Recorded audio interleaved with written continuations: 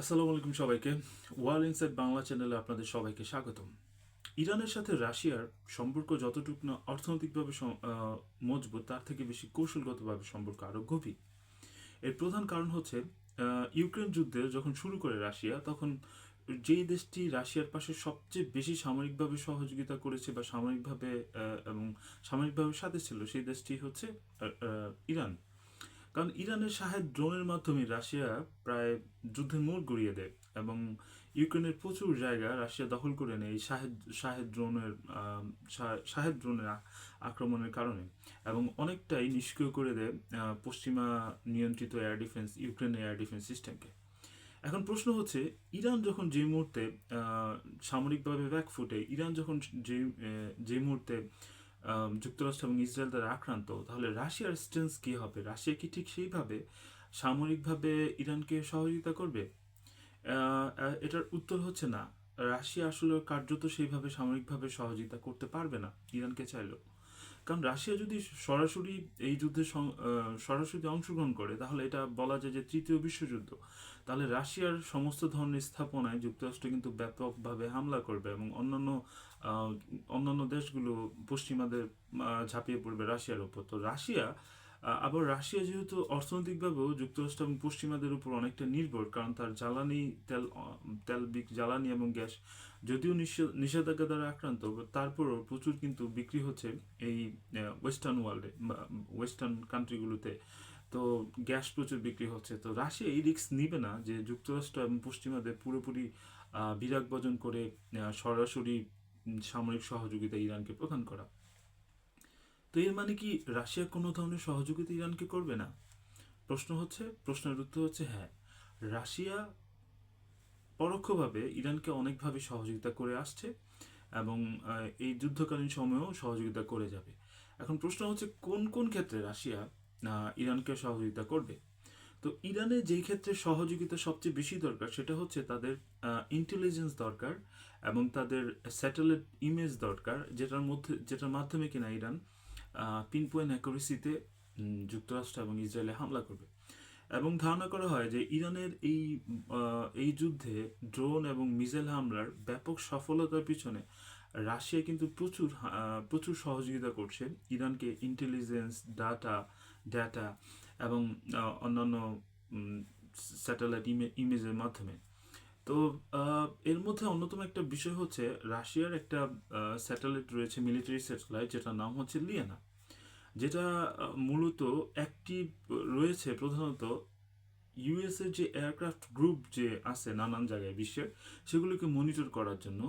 প্রধানত যেহেতু মধ্যপ্রাচ্যে প্রচুর এয়ারক্রাফট, দুই তিনটা এয়ারক্রাফট ক্যারিয়ার এই মধ্যপ্রাচ্য রিজনে, ইন্ডিয়ান ওশনস, রেড সি এই অঞ্চলে মোতায়েন রয়েছে, সেগুলোকে পুরোপুরি মনিটর করার জন্য এই লিয়েনা স্যাটেলাইটটা কাজ করছে। এবং ধারণা করা হয় যে আহ, একদম আপডেট তারা ডাটা প্রদান করছে ইরানকে।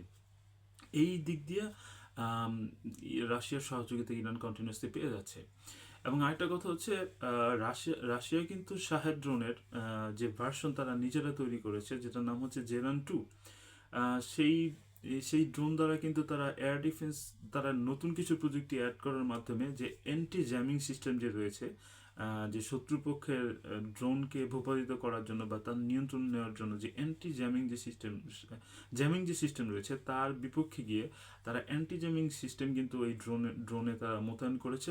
ফলশ্রুতিতে এখন জ্যামিংটা অনেক কঠিন হয়ে পড়েছে আম, এই, ইউক্রেন বাহিনীর জন্য।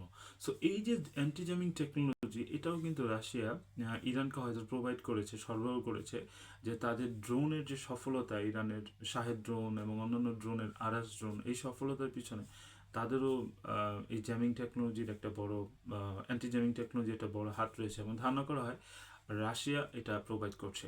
তো ইরানের আসলে প্রধানত এখন দরকার হচ্ছে data, intelligence, satellite image, jamming technology, এই যে অ্যান্টি জ্যামিং টেকনোলজি, এই যে বিষয়গুলো আছে, এগুলো কিন্তু ধারণা করা হয় যে রাশিয়া অনেকটাই হেল্প করছে ইরানকে তাদের এই প্রতিবন্ধকতা দূর করার পিছনে। এবং আরেকটা ভাবে ইরানকে রাশিয়া সহযোগিতা করতে পারে, সেটা হচ্ছে কূটনৈতিক কূটনীতি অঙ্গনে আপনারা জানেন যে রাশিয়ার ভেটো পাওয়ার রয়েছে। সো জাতিসংঘের যে কোনো জাতিসংঘে কিন্তু রাশিয়ার ভালো একটা ভূমিকা পালন করতে পারে এই ইরানের এই যুদ্ধ নিয়ে। আরেকটা বিষয় হচ্ছে যে রাশিয়া কিন্তু খাদ্য সহযোগিতা প্রচুর প্রদান করছে। তারা ট্রাকের মাধ্যমে তাদের ট্রাকের মাধ্যমে এবং তারা ট্রেনের মাধ্যমে প্রায় ধারণা করা হয় যে 300 টনের মতো খাদ্য এখন পর্যন্ত ইরানের নানান প্রদেশে তারা প্রদান করে, এবং এটা প্রধানত আজারবাইজান দেশটা এই রুটটা ব্যবহার করে তারা সেখানে পাঠাচ্ছে। তো পশ্চিমারা আরেকটা গোয়েন্দারা ধারণা করছে যে এই যে খাদ্য সহযোগিতা, এই খাদ্য সহযোগিতার সাথে হয়তো ইরান ড্রোন এবং তাদের ড্রোন এবং এয়ার ডিফেন্সের কিছু ইকুইপমেন্ট হয়তো পাঠাতে পারে ইরানের কাছে ইসরায়েল এবং যুক্তরাষ্ট্রের বিরুদ্ধে ব্যবহার করার জন্য। আরেকভাবে রাশিয়া সহযোগিতা করছে, সেটা হচ্ছে মেডিকেল ইকুইপমেন্ট। যে ইরানের প্রচুর হাজার হাজার মানুষ হতাহত হয়েছে, নিহত আহত হয়েছে, সো তাদের আহত মানুষদের সুচিকিৎসার জন্য যে মেডিকেল কিছু ইকুইপমেন্ট রয়েছে সেগুলো প্রদান করছে হচ্ছে রাশিয়া। এবং সেটা কিন্তু আকাশপথে তারা পৌঁছে দিচ্ছে রাশিয়া ইরানের কাছে। তো ইরান হচ্ছে রাশিয়ার দুঃসময়ে দাঁড়ানো একটি দেশ, এবং রাশিয়াও চাবে যে ইরানের এই দুঃসময়ে হয়তো সরাসরি মিলিটারিলি সাপোর্ট না দিলেও অন্যান্যভাবে যেইভাবে ইরানকে সহযোগিতা করা যায় সেইভাবে সহযোগিতা করা। একটা কথা মনে রাখবেন যে এই যুদ্ধটা রাশিয়াও চাবে যে প্রচুর প্রলং করুক, দীর্ঘায়িত হোক, কারণ এর ফলে যুক্তরাষ্ট্র সামরিকভাবে সামরিক সক্ষমতা তার হ্রাস পাবে, এবং রাশিয়ারও কিন্তু প্রচুর লাভ, কারণ তার তেল গ্যাস কিন্তু নিষেধাজ্ঞা অনেকটা উঠিয়ে নিয়েছে যুক্তরাষ্ট্র বিশ্ববাজারে তেল এবং গ্যাসের সহজলভ্যতার জন্য। এর ফলে রাশিয়া কিন্তু প্রায় 75 থেকে 80 কোটি ডলার প্রতিদিন তারা এক্সট্রা আর্ন করছে, যে এই ইসরায়েল ইরান যুক্তরাষ্ট্র যুদ্ধের আগে থেকে। তো রাশিয়া চাবে যে সামরিকভাবে যুক্তরাষ্ট্রকে দুর্বল করা এবং অর্থনৈতিকভাবে তারা লাভবান হয়, এবং এই ইরান যুদ্ধটা তাদের জন্য একটা সুবর্ণ সুযোগ হিসেবে নিয়ে আসছে। এবং হয়তো আগামীতেও দেখা যাবে যে রাশিয়া নানানভাবে ইরানকে সহযোগিতা করছে, এবং যদি কোনোভাবে যুক্তরাষ্ট্র ল্যান্ড অ্যাটাক করে বসে ইরানকে, তখন সেই সামরিক সহযোগিতার মাত্রাটা আরও তীব্রতর হবে, এবং হয়তো ওপেন অনেক কিছু তারা প্রদান করবে।